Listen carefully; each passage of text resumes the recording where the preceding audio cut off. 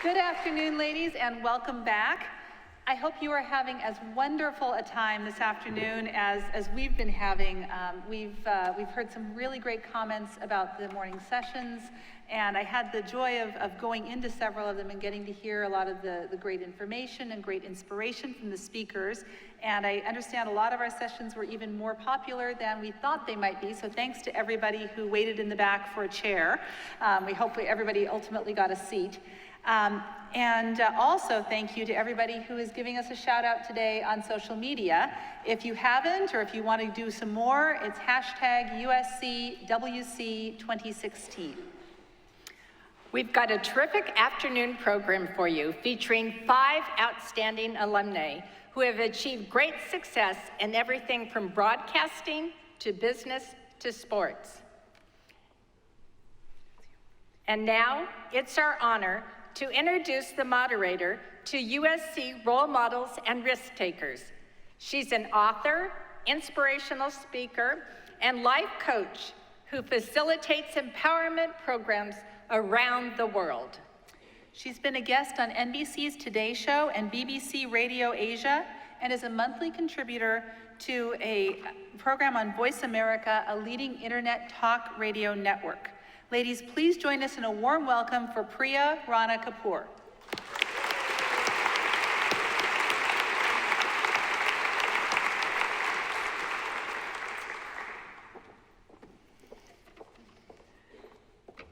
Good afternoon, ladies and gentlemen. Thank you, Carla and Darcy, for your very kind introduction. It is truly an honor for me to be here today and to have been asked to moderate this panel of exceptional women. As you know, our theme is the wisdom of role models and risk takers, and I think this is a wonderful topic. Inevitably, when we are presented with such an inspiring subject, we bring it back to ourselves. I started to think about my role models, or, as I would like to say, my dream team members. As a life coach, I see my clients sometimes struggle with feelings of being out of depth or alone.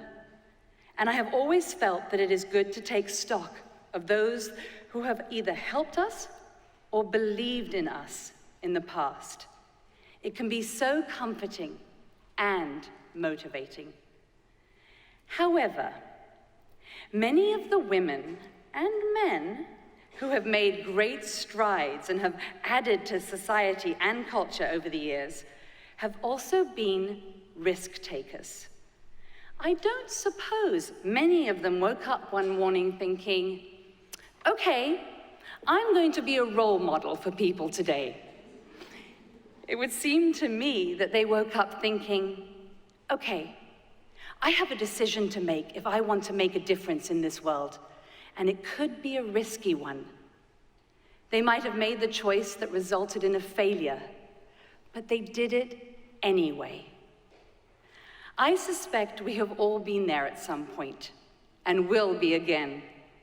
The question is, when and how do we take that risk?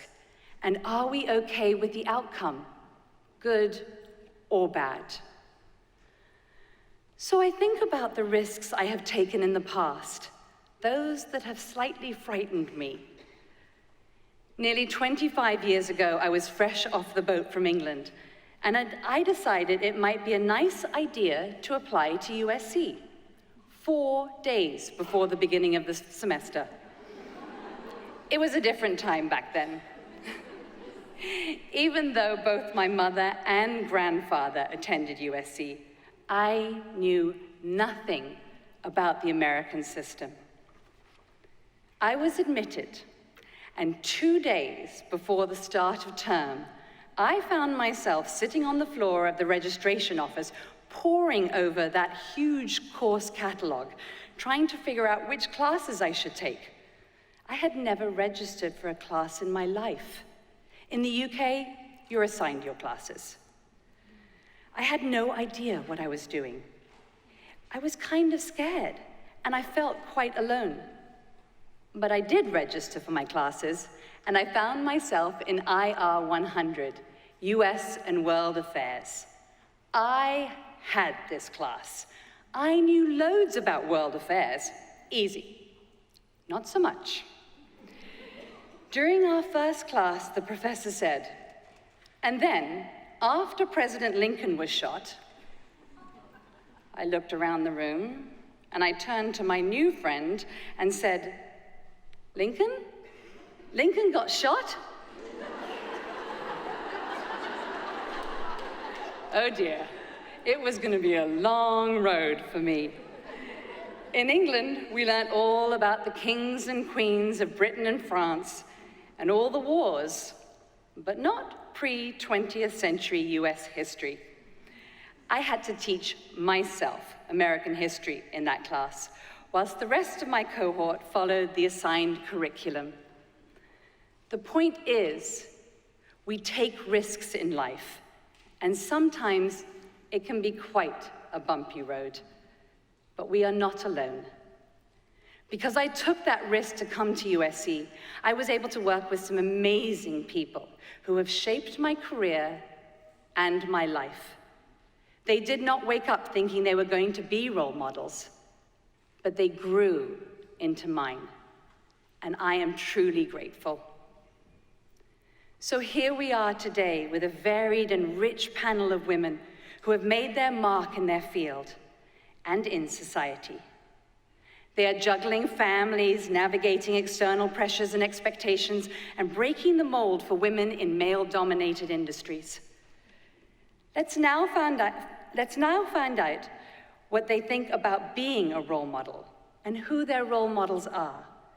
Let's also have a fun conversation about the challenges that face us when contemplating and taking risk. So without further ado, let's meet our fantastic panelists for today's event. Allyson Felix is one of the world's top athletes, a track and field star who's won 13 world championship titles, 10 United States championships, and 6 Olympic medals. She has also set several records competing in the 100, 200, and 400-meter dashes. A member of the President's Council on Fitness, Sports, and Nutrition, Allyson also serves as an ambassador for Right to Play and Play Works. Please welcome Allyson Felix.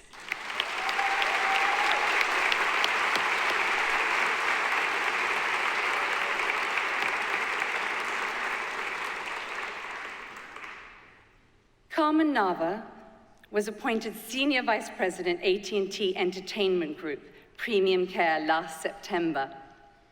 In this position, she leads AT&T's efforts to care for customers with more complex needs, while providing continuous improvements across the business. In 2013, Latina Style magazine recognized Carman as one of the nation's top 5 Latina executives for her work empowering women and the Hispanic community. Please welcome Carman Nava.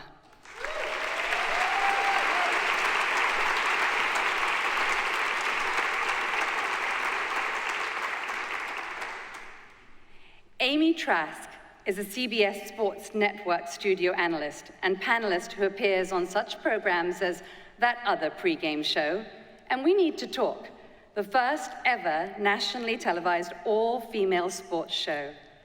Prior to joining CBS in 2013, Amy served as the CEO of the Oakland Raiders from 1997 to 2013. As the NFL's first female front office executive, she was in charge of all the Raiders' non-football operations and oversaw everything from sponsorship to stadium rights.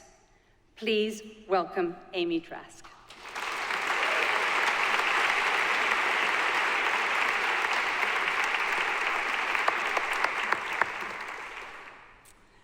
Well, welcome and thank you for being here. So today we're going to have a conversation about role models and risk-taking and everything in between.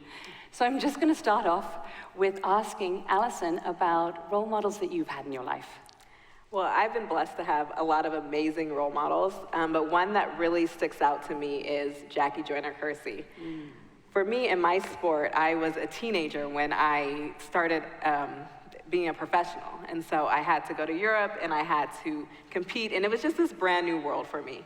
And Jackie was someone that I had looked up to, but I hadn't met. And so when I finally met her, she just blew me away because she was a phenomenal athlete, but she was real. You know, she had a personal relationship with me, and she invested in me. She took time to show me the ropes and talk to me. I could always text her and just ask her questions here or there. And her husband is my coach, and Bobby Kersey, and he is a very intense person. He is a yeller and a screamer, and you know, you never know what you're gonna get out of him. And so I could call Jackie and be like, okay, your husband is crazy. How do I deal with him? And she would be like, okay, this is what you gotta do. And so she was just awesome to me. She still is, you know, I have that personal relationship with her, and she has just made such an impact in my life. And she's so special because of the time that she's taken to really kind of just lay out a path for me. Wonderful. And that must have been quite an experience working with her. Definitely. Fantastic. Thank you for sharing. Carman, your role models. Who would you pick out as your top one, or maybe the first one, your first role model? So actually, you know, I've been blessed to have many role models in my life, and men and women, teachers, mentors, and actually several women in the company who were breaking barriers as I was coming up through the ranks. When I think about there was a common thread and a quality that has always inspired me, and it's probably because it's what I feel I need to do better at. So I think for a role model, it's someone you're looking up to, you admire, you want to emulate. I tend to be very task-oriented. I tend to be a get-her-done type of person. You know, my to-do list, my tasks, my goals. And the role models that I've admired have been the people who have a healthy balance between getting the job done and accomplishing, but building people up and bringing out the best in people, that special balance. And so it's something that I'm constantly working at. Am I bringing out the best in people? What kind of leader am I? Do people want to work for me? Do people want to be on my team? Is that who I am? And so when I look back at, and I can name so many women, Leanne Champion, Lori Lee, I can go on about men and women in my career, but the common thread was this special quality of just people who really just know how to tap into more potential and help people grow and develop. Wonderful. Well, you know, Carmen, that's what good teammates do. Good teammates perform their jobs and help every single person around them be the best teammate they can be. A good teammate not only blocks his man, but when he sees the left tackle is having trouble blocking his, he's going to slide. You laugh, but that's the definition of a good teammate. If I'm a guard and I'm blocking my man stupendously, and I see that the teammate to my left at left tackle is having trouble, I'm going to slide over because I want my teammates. And that's what business leaders do. That's exactly right. Set our teammates up to be the best they can be. That's exactly right. And that's what you must experience with the relay. Of course, all the time. Yeah, I could definitely We were relate just to talking- exactly what you're saying, for sure. Got to help each other. So you have a sort of you have a thought on role models. I do. I have never had a role model or any number of particular role models. I adopt the it takes a village approach, which I love as a life approach, to role models. I may learn something spectacular from you, and someone I met in a different context may have taught me something wonderful, or I may have met someone many, many, many decades ago from whom I learned to be better at something. So I don't have a role model. I never have had a role model. I have a village with people from whom I've learned spectacular things. Wonderful, thank you. And now, my next question was about, we have our role models that we put up sometimes on a pedestal, or we get inspired from, or we have a team of people that inspire us. But sometimes you find yourself in a position of being a role model. So I wanted to just explore a little bit with all of you about when that happened and how it made you feel. So, Carmen, do you want to start? Sure. I actually remember very vividly when it happened. And it's a day that I go back to. I get a little choked up just thinking about it because it had an impact on my life, and I replay it in my mind a lot. I was actually in high school. I went to an all-girls Catholic school. We were very small, 90 girls in my graduating class. And I had always been active and done well in school, involved in student government, and I became student body president. And early that school year, I got called to the dean's office, and went there not really thinking much about it, thinking, well, I am student body president, so I'll probably hang out with the dean, from time to time. I didn't know why I was being called. I love that. I was being called. And I walked in, and she was an older Irish nun, and I could tell from the look on her face that this was not going to be a pleasant experience. And I sat down, and she let the silence fill the space. And she was looking straight at me, and I began to become very nervous and very scared. And she just sort of sat back, and she looked at me, and she said, the other girls look up to you. And I'm immediately going through my mind, what did I do? What did I do? I must have done something really bad. And then I quickly realized I had been in class earlier that day, and yeah, I can sometimes be silly and playful, and I had cracked a joke in class, and the other girls laughed. And I immediately knew that, what I had done. And she said, the other girls look up to you. So you may want to think about the way you conduct yourself. Wow. And I'm sorry, how old were you? I was in high school. I was a senior in high school. Okay. So, I left there feeling this small. But it was a teaching moment. It was a learning moment. It was a moment that I take with me every single day, because as I think back, as I've grown and matured, she was really calling on me as a leader. She was really asking me, what kind of leader are you going to be? Are you going to be someone who sets a good example? Are you going to be a role model? Because, leaders have a platform. People are looking to you. They're watching you. They're watching your behavior. And I tell my team all the time, my team of leaders, whether you like it or not, everyone's watching you. Everyone is learning from you. They're going to take something from you. So that moment stays with me forever, because I constantly ask myself, so what leader do you want to be? And talking about watching you, everybody's watching you a lot of the time. Just excuse me, the whole world. Just the whole world. You didn't know. But what does it feel like? Because you work in the community, you work with children and teenagers. So yeah, well, it's interesting listening to Carmen and what she said, and it's so true, because as a young girl, I looked up to Marion Jones. When I was in high school, she was everywhere, and I was just kind of a little bit obsessed.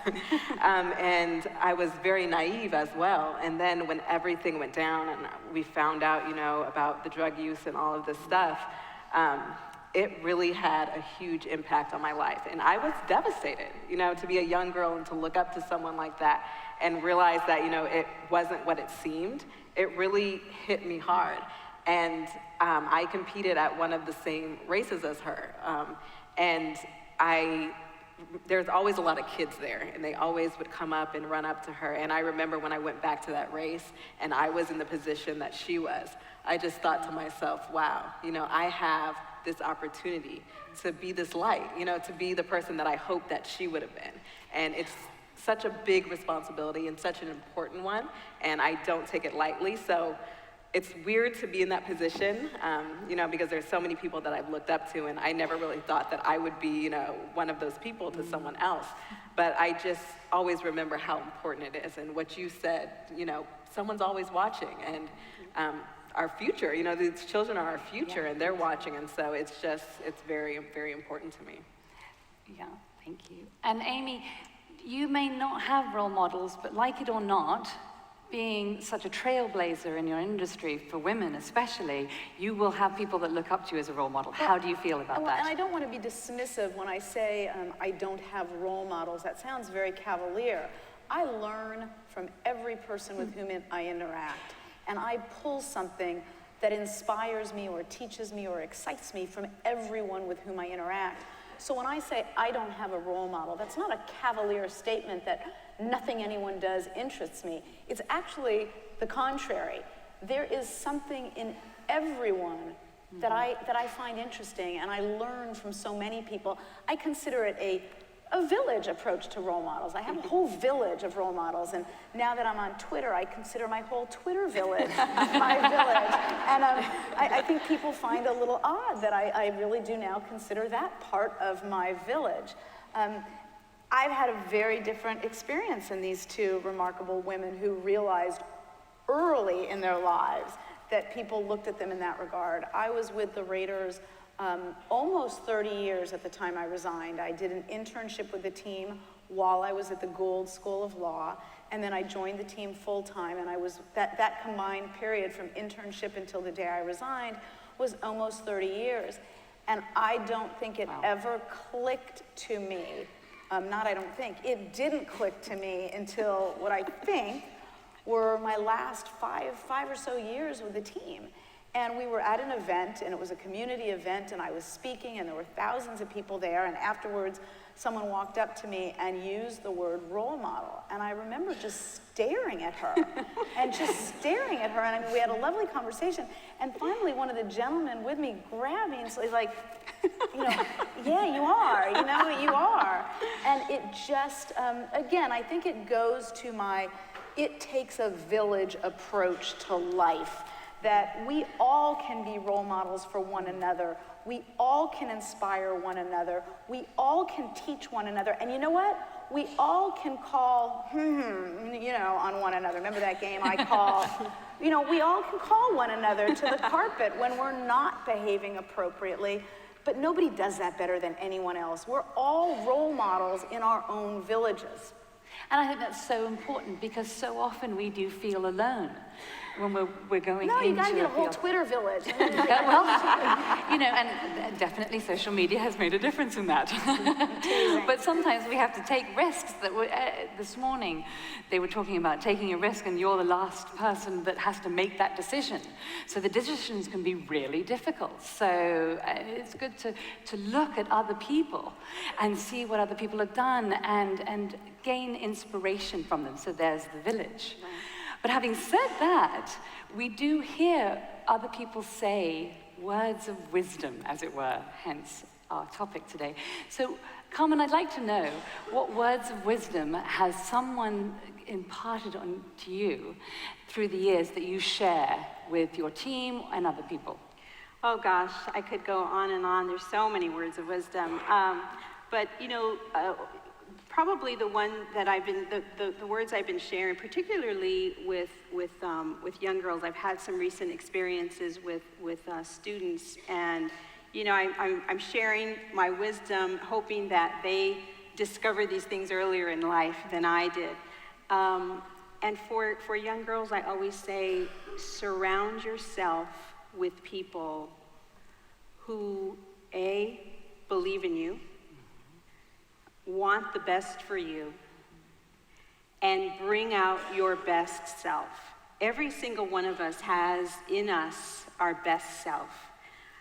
One of my first mentors here at USC was Dr. James George. He was the Dean of Student Affairs and business school, business communications professor. I took so many things from him, but one was that most people go through life and only tap into a very small percentage of their potential. And he would say to me, can you tap into more of your potential? How can you use more of your potential? And that's what I want these girls to know, that they can tap into more of their potential, but it takes having a good support system around you. And I also, this sounds funny, but it's also, if you aren't married yet, if you aren't in a long-term committed relationship, pick your spouse wisely. Think about it. Pick your spouse wisely. pick someone who has the same dreams and goals for you that you have for yourself. I was very fortunate. My husband actually encouraged me when we left LA, when I was asked to take a job in Dallas and leave LA. It was a scary, scary time. And he was with me all the way. So surround yourself with the people that believe in you, who are going to help you realize your full potential. Yeah, and I love that, believe in you, because so often we surround ourselves with people that have knowledge. Right. Or that have experience, but we need that belief. And there are people who believe in us more than we believe in ourselves. Oh boy, oh boy, oh boy. You know, you just hit on that, and I will add, there are so many times when my husband believes I can do something even when I don't believe I can. And irrespective of what sort of relationship one chooses, whether it's long-term, short-term, whatever intimate relationship one picks, having someone who believes in you at times when you don't know if you can get it done is pretty terrific. And then there are times we have to believe in ourselves. We look around and then we say, okay, now's the time I'm going to take the mantle and bring it close. But any words that people have shared with you that you want to share? Yeah, I've gotten a lot of wisdom over the years from a lot of amazing people. But one of my favorite things is embrace the journey. You know, I think as... Embrace the journey. Thank you. Yes, as an athlete, you know, I am a competitor and I want to work hard and I want to see the results. And I think it's the same for everybody. You know, it doesn't matter what you do. You want to put in the work and you want to see the results. And the reality of things is it doesn't happen like that, you know? You have to see the big picture and you have to see the long-term goals. And that's hard, you know? So just learning to take it all in and to learn from the defeats, because that can set you up for success. And if you can enjoy the process of that, you know, it becomes so much better, you know, so much more enjoyable. And so that's something that I wish I would have learned when I was younger.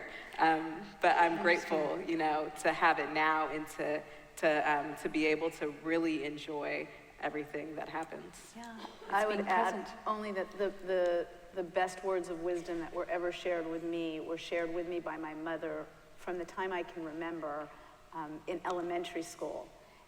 And when I share these with you, you will realize they weren't my mother's words. They were Polonius's words. He said them to Laertes in Hamlet. It took me until I was either in or out of college, and I'm embarrassed to admit, to realize that my mother didn't invent this. Whenever we were assigned Shakespeare, I just didn't read it. I didn't like it, I didn't read it, I didn't pay attention. So the whole time growing up, from the time I can remember, my mother said to me, "To thine own self be true." Those are the wisest words I have ever heard. And the only times I have ever in my life regretted any business decision, any decision I've made, is when I haven't honored those words. And when I am true to myself, come what may, I'm happy with the way I've conducted myself. But honest to gosh, I had either was in my latter years of college or had graduated college when all of a sudden I'm like, wait, my mom didn't invent that? That was Shakespeare? But wise words. Oh, wonderful. So what have you done? So now we've talked a little bit about the role models and where you are. What have you done within your community, within where you work, that has promoted comradeship and mentorship? So something that's promoted this village, as it were. I love that, I really do. So thank you. So what have you done that's sharing with other people and promoting them?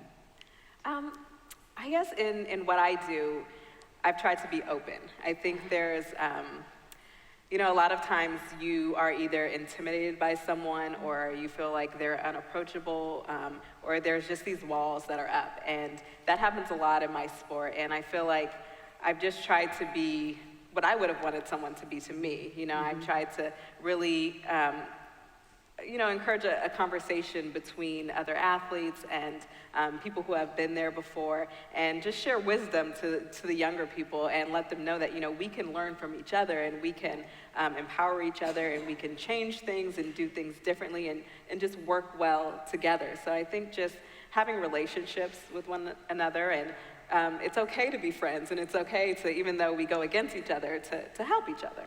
And I love that. It's okay to be friends, and we can change things. That's the thing, if we all work together. Carmen. Well, I have many opportunities. AT&T is such a large company. We just concluded our merger with DirecTV, and so I have many opportunities to get women together, to meet each other, to work together, to mentor. I'm actually thrilled right now because my new team, believe it or not, all of my direct reports right now are all women. And it's super cool. It's super, super cool. And they come from different companies that we've merged over the years, and so it's been so much fun to bring them together, to have them really, they're forming this sisterhood that's really, really special.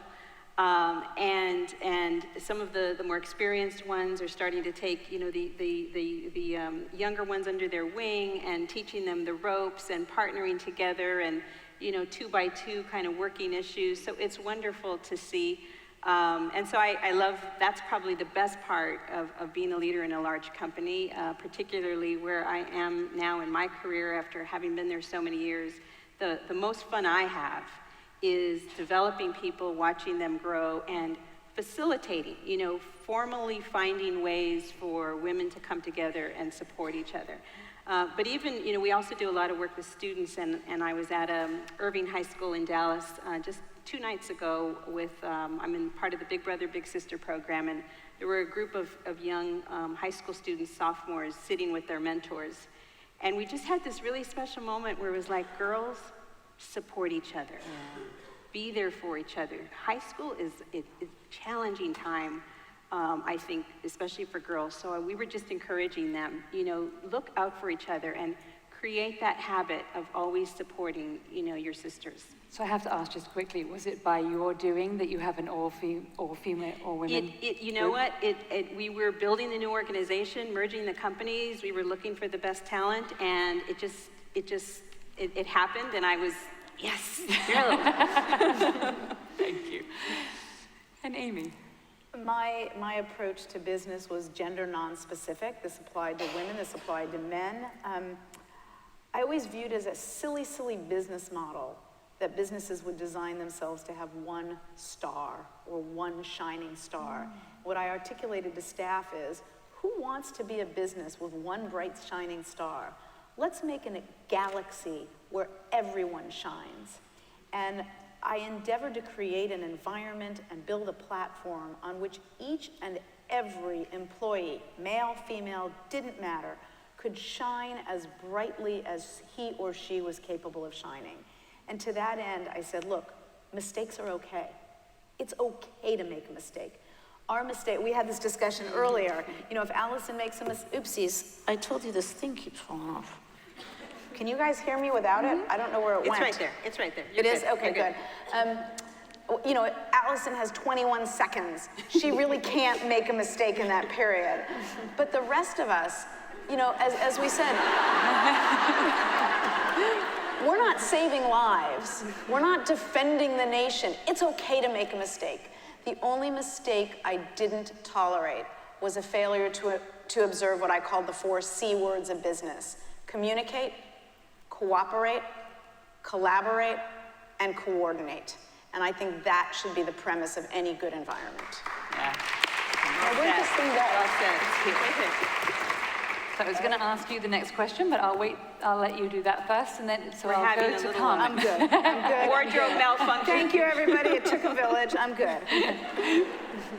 Carman, you were talking about making mistakes. And so I was going to say, we're going to move on to risk now and the risk-taking. And then we're going to move on to the failures that sometimes happen with risks. But first of all, what was the biggest risk you've taken? And what did you learn from it? Lots of risks, but probably the one that stands out the most was I was living in LA. My career was going great. Our daughter was in a great school. We had a great home. My husband was doing well in his career, and I was asked to move to Dallas the first time. I knew that was going to be a pivotal move, and that it could lead to other moves, and it could lead to advancement opportunities. And I also knew that if I if I turned that down, then it could send a signal that maybe I wasn't as ambitious or wanted advancement. So we packed up and we moved, and it was very scary. Luckily, I had sort of been preparing my husband and my family for it, but it was frightening because our daughter was in middle school. And middle school, you know, is a very vulnerable time for kids. You know, her grandma was close by and helping us out. But we decided as a family that we were going to make that move. We decided to approach it as an adventure, you know, and asked our family to support us through this because it was going to be very, very difficult. My daughter and my mother were extremely close, and I knew I was going to break her heart by taking her granddaughter away. So all of these gut-wrenching, you know, feelings that I was going through about whether I was being fair to her and fair to my husband's career, and you know, we sort of knew that at one point we'd have to follow one career or the other. So that was probably the scariest thing we did, but again, back to surround yourself with people that support you. He supported me. We did it as a family. And I tell you, I wouldn't be where I am today, I think, had I not made that move. And I wouldn't be able to support my family in the way I'm able to now had I not made that. But I realized that you can create a new support system wherever you go. You have to be willing to ask for help. You have to be willing to reach out. We got to know our neighbors. We got to know people in the community. You're really starting from scratch. But that was a pivotal moment for us, and I think it bonded us as a family, and we took that adventure and went for it. And that you did it all together. And we did it all together. Fantastic. Now, you've probably taken some risks in your tenure. I didn't get you nervous about that 21 seconds, did I? It was a little bit, but I've done it before. Yeah, for me, I actually think I am in the process of my biggest risk. I have, in the past, I've always competed in the sprints, so the 100 and the 200 meters. And this summer, I will try to make the Olympic team in the 200 and 400 meters. And it might not sound like a big deal to you guys, but it's completely like different events. One is really short and fast, and one is just, it feels horrible. Nothing feels good about it, and it's just a really hard, it doesn't come easy to me at all. It's a really hard event. But I feel like where I'm at in my career, it's time to take a risk. I was 18 at my first Olympics, and now going after my fourth Olympic team, I'm 30. Fourth Olympic team?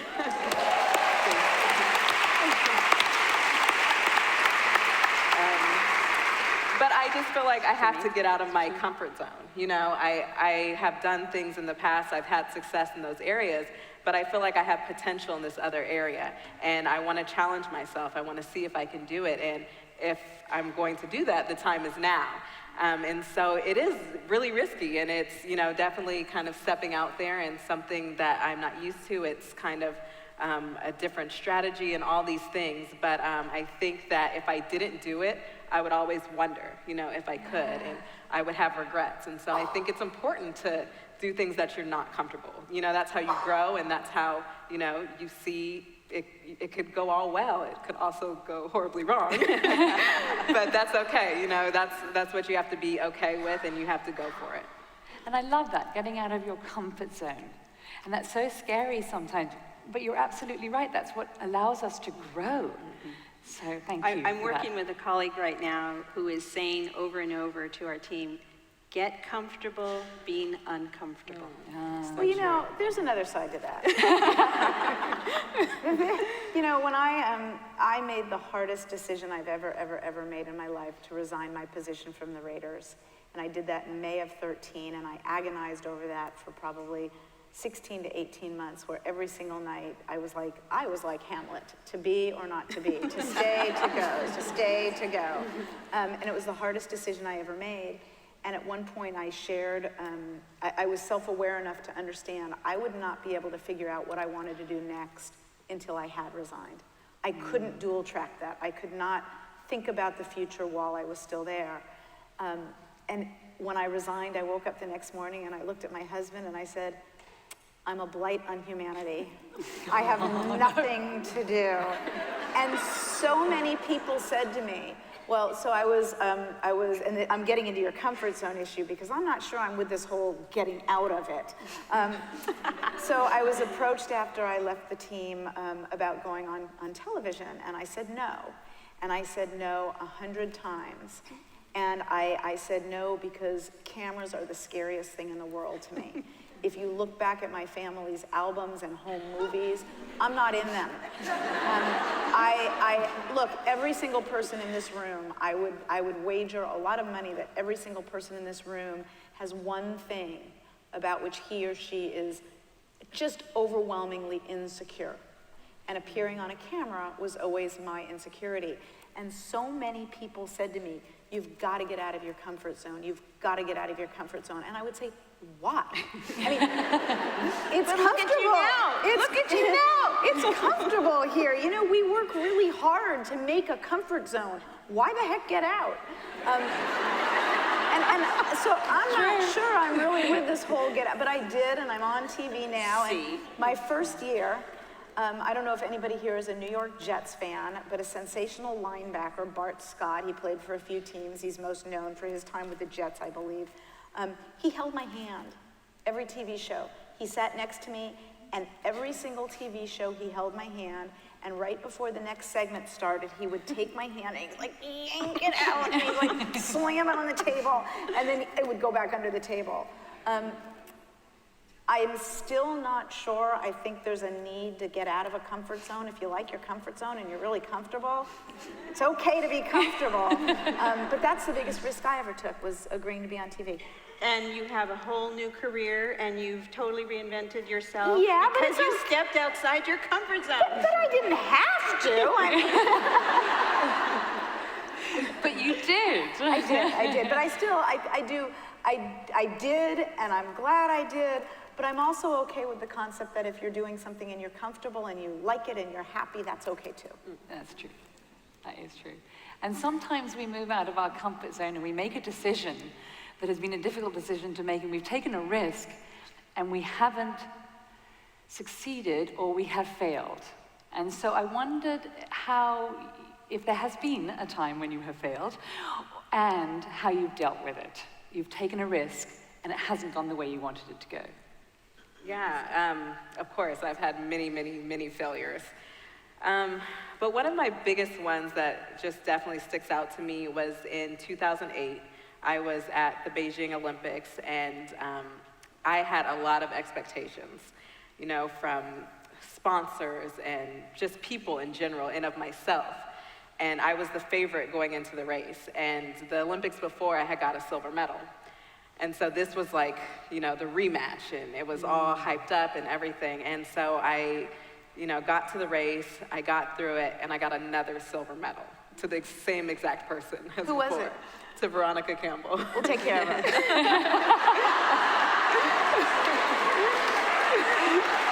We believe in you. Yeah. Please, no Nancy Kerrigan. No. But I was just devastated, you know, because with the Olympics, you know, you get an opportunity, you know, you have your season and you have world championships and all these things, but to get another chance at an Olympic medal, you have to wait 4 years. And I just couldn't even understand what that process would be to wait another 4 years to get another opportunity. And so it was just a very heavy moment, and it was intense, and it just felt overwhelming, and I had to regroup. You know, I had to go back to the drawing board. I had to take time away from the sport and really think, you know, was this something that I wanted? And I had to ask myself questions, you know, am I still passionate about it? You know, do I believe in myself? And also, when we were talking about before, other people believing in you, that was a time where I had to rely on my support system. You know, I had to lean on the people who had been there along the way, you know, in the not glamorous moments, and just, you know, get help. Have them help me see the big picture. You know, this is not where it ends. This is not the final moment. And then learn from that. I think now I can look back and say, you know, it was one of my biggest defeats, but it was also one of my most important learning lessons. You know, I took so much away from that moment. I learned about how to manage pressure and how to manage expectations and how to deal with failure and get back up. And so it was such an important moment, and those next 4 years, it wasn't fun. But I was so grateful when my moment did come, when everything came together, and I was able to get that gold medal that I had waited 8 years for. It just meant, thank you. Yeah, it just meant so much more. It is. It means more. It is overwhelming to me to listen to someone talk about a silver medal as a failure. Thank you. I mean, really, when you think about that, and I don't mean that jocularly or teasingly at all, but it is, I mean, I'm covered in goosebumps. I know. Listening In the to world. you refer to, you were the second fastest at that in the world. Yeah, And yeah. yet you considered that not a success. Yes, You and my considered- mom very quickly reminded me, you have to be grateful for this. Yeah, and I, one other thing, if anything happens to this Veronica person, I didn't actually mean that I was going to do something. I've got your back, but I'm not actually going to physically do anything or cause anyone. It was humor. So if anything happens to the Veronica person, it was a joke. Of course. Yeah. That's completely thrown me, But it's It's what we call a disclaimer It's of good, yes. liability. No, and it's a valid one. But it's true, and you're absolutely right. Sometimes we are our harshest critics. If we didn't get exactly what we wanted Yes. here, we failed. Right. Yes. When actually that's not the case. We're doing pretty well, all things considered. I have absolutely always been my harshest critic. Me too. And I work for Al Davis, okay? So, I mean, I can't point to, look, I've made a lot of mistakes, but I can't point to one that stands out to me as a specific failure that there's been a lot. But I'm always my harshest critic. So let me pick up on that because I am too. And I beat Isn't that myself interesting? up. So do I. I mean, it might be a minor thing. I might give a talk and then not be happy with how it went, or a presentation at a meeting, and then I go home and then I just beat myself up. I do too. And here, let me tell you what I'm practicing. Isn't that fascinating? I'm practicing something. I'm not yet quite good at it, but I'm practicing. And I think if anybody out there beat themselves up? Okay. So I'm practicing this whole concept of living in the moment, right? Letting yesterday go. You can't change it. You can't change the past, so don't spend any energy on it. Tomorrow's not here yet. Don't worry about the future. Live in the moment. In order to do that, you have to let go, right? And it's those little voices in your head, right, that are saying, boy, you really botched that one up, boy, you rehearsed and you still messed it up. All those little voices, right? And so it's this whole concept of maybe meditation or mindfulness, but it's quieting the mind and taking a few minutes every day to be in a quiet place where you can just clear that mind, quiet that mind, and let things go. And they'll pop back up, and then you let them go again. So this is what I'm practicing. It's helping. Not quite there yet, but when I catch myself beating myself up, that's when I know I need to take a moment and quiet and try to let go. And there's a fine line between perhaps beating yourself up too much, as it sounds like, I know I'm prone to, and it sounds like you're prone to, but it's okay to be your harshest critic. It really is. It's okay to expect more of yourself than anyone else expects of you. It's okay to demand perfection from yourself. You're not going to achieve it every time, but there's nothing wrong with healthy criticism of oneself. No, but it's also... It's where that line is. It's right, and you want to, in order to show compassion to others, start with yourself, right? Can you show compassion?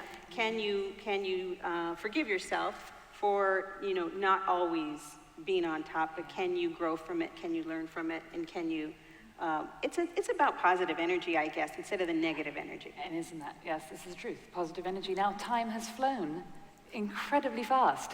And so when I always go to these panels, I always want to know what's next for the panelists. So I'd like to know what's coming down your pipeline and what's happening for you. So Amy, would you like to start? I just submitted my revisions on a manuscript. I have written a book. It will be published in September. Wow. It is, the title title of the book is You Negotiate Like a Girl, because someone said that to me during my career. He looked at me and said, you negotiate like a girl. And you know what? I negotiated the best deal that had ever been done in that sector before, at the highest number ever before, just like a girl.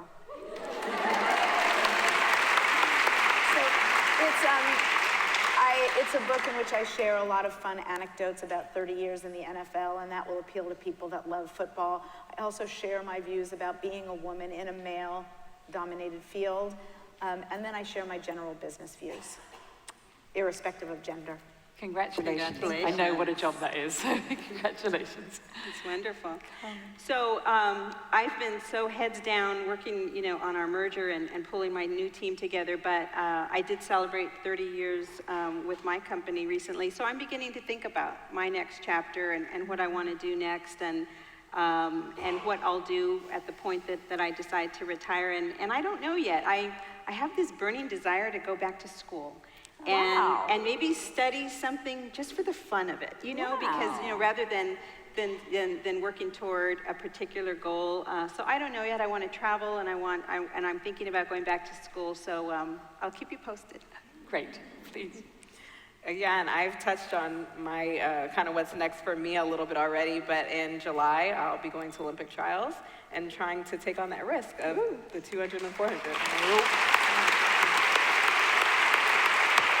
And we wish you all the luck of the world. Oh yeah, now we all have something to cheer for. Yeah. That's right. So we've had just a wonderful panel discussion today. Thank you so much. Thank you. And what we've talked about a little bit is this village mentality, this village idea. And so when I work with my clients, it's this dream team members and taking stock. So what I have clients do, and we wanted to have something sort of a sort of call to action for everybody today. And so what we'd like is for you to, and I know this sounds kind of bizarre, but is to make a list of all the people that are on your dream team, that have believed in you in the past or that believe in you currently, the people that are there to support you. And I say write this down, and because you'll have it with you. You can put it in your phone or whatever and have that list. And this is not to brag. This is not to tell people how wonderful you are or for your ego or anything like that, but it's to take stock and maybe honor those people. I mean, you don't have to talk to them and say, thank you very much, but it's just to realize that those people are out there. And I promise you that list will be longer than you ever expected. So that having been said, thank you so much for being with us today in our living room, and thank you, all three of you. Thank you for having me. Being